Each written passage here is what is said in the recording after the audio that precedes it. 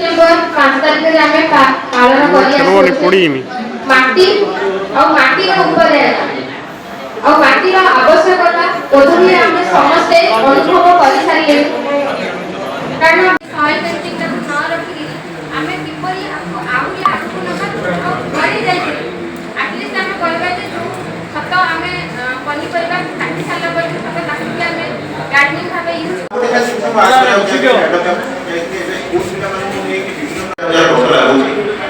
प्राकृतिक उपाय ही सृष्टि माटीर जत्न नेबा आम द्वारा ही गोटे विकल्प ही रही जदि आम माटीर भल जत्न नेबा ताकू आम सुस्थ कर रखा आम आमर माटी से खाद्य उपादान नहीं आमको एडिशनल देवाक पड़े बेले बेले आम high value crop exhaust crop जो अधिका खाद्य दरकार पड़ता फसल करदे किंतु माटी को